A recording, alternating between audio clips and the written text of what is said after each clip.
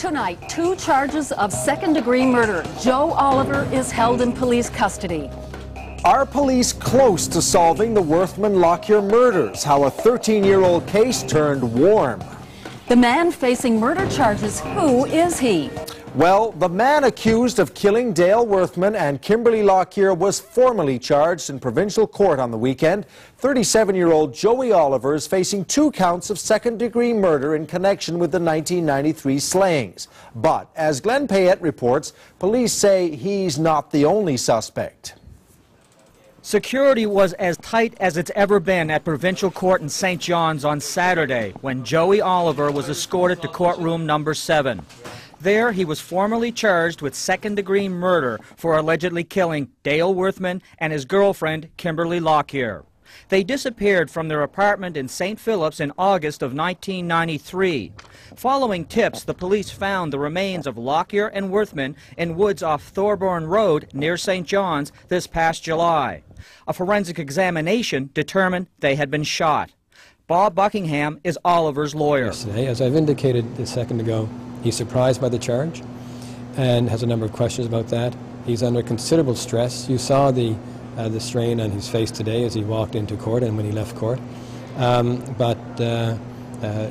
Oliver is holding up relatively well in the circumstances. The police are continuing to be tight-lipped about how they came to arrest Oliver, but they say he's not the only suspect. Are you looking for more suspects? What I can tell you is that the gentleman appeared this morning is not the only suspect. And Shannon Murrin says he was a suspect. Murrin gained notoriety when he was charged with killing 8-year-old Mindy Tran in BC. He was acquitted. But Murrin says that makes him an easy target for accusations and that Oliver tried to finger him for the Worthman Lockyer murders. I spoke to him on the phone. I said, "What are you doing, Joe, trying to get the reward?" There is a reward of $50,000 in the Worthman Lockyer case. Meanwhile, Murrin is one of 11 people on a list that Oliver isn't allowed to contact. Oliver has to apply to the Supreme Court for bail. He's not slated to be back in court until next month. The fact that Oliver was charged with second-degree murder raises a question. The Lockyer-Worthman killings appear very premeditated. They were taken from their apartment, seemingly in a hurry. Toast was left in the toaster, a couple of $1,000s were left behind. Then they were taken to a wooded area and shot. Very planned, very premeditated. So why wasn't Oliver charged with first-degree murder? Is it because the suspect the police are still looking for actually planned the shootings? Glenn Payette, CBC News, St. John's. So just who is Joe Oliver? We know he's 37 years old. We know he grew up in the Portugal Cove, St. Philip's area. Here's what else we managed to piece together today. Joe Oliver's arrest may be the talk of St. Philip's, but today it's difficult to get anyone to talk about him on camera. We try a neighbor. Nobody home here. Next door, the Oliver home is quiet. Car in the driveway, some washing on the line. Neighbors say his wife and children moved out weeks ago. Oliver hasn't been seen for a while either. We begin to piece some things together. One neighbor says Oliver bought and sold stuff out of his house. Another says he was a quiet guy who worked for a while in a garage. This man lives behind the Oliver house. Basically nothing. Yeah? I just would see them when I walk to the corner store. Yeah. Say hi, and that's all the contact we had. So. It looks like nobody's lived there for a while. That's correct. Yeah. How long do you think? When's the last time you saw him? Maybe half a year ago. Half a year? Someone close to the family tells us Joe is one of 4 children. His parents died when he was 11.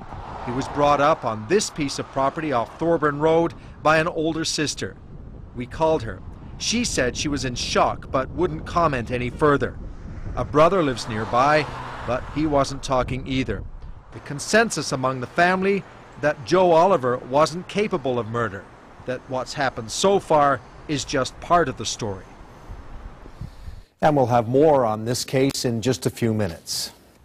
Well, now back to Dale Worthman and Kimberley Lockyer. The murder story, the murder case, a familiar name has come up in the context of this case. Shannon Murrin, national reporter Peter Gullidge reports on that part of the story this evening. And we want to warn you, there is some strong language in this story. A 14-year-old mystery. Kimberley Lockyer and Dale Worthman vanished in 1993. July 2006. The bodies of Worthman and Lockyer are dug from a shallow grave.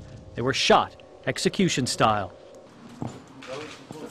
After all these years, a suspect and a murder charge. Joseph Oliver. He lives in the same small town as the victims. Police are tight-lipped, so is Oliver's lawyer. I'm not prepared to give any information with respect to his knowledge of the victims. This man is doing all the talking to the media. Shannon Murrin has also been talking to police. They asked me if I had anything to do with it, and I said no. Murrin is a man with a history. He drifted to Western Canada after Lockyer and Worthman disappeared. He was arrested for the 1994 murder of 8-year-old Mindy Tran. Murrin was acquitted. The police have no other suspects in the case. In this double murder in Newfoundland, there's one arrest and other suspects. Murrin claims he's one of them. This is the reason why I know I was a suspect, because they would go to people. If I called someone on the phone, well, then the police would go directly to their house and question them about me. One thing's clear. Murrin knows Joe Oliver, the man now charged with second-degree murder. Murrin kept voicemail messages he says he received from Oliver a couple of months ago. There's this slurred message. Jen, Joe, adios. Take care of yourself and don't stop bothering you no more, because I done double homicide. Shane, you killed both of them in cold heart. You just one cold heart bastard. You're the one that's done that, not me. Oliver's lawyer won't comment about the tape. He'll only say that if anyone has information about the case, they should hand it over to the police. Peter Gullidge, CBC News, St. John's.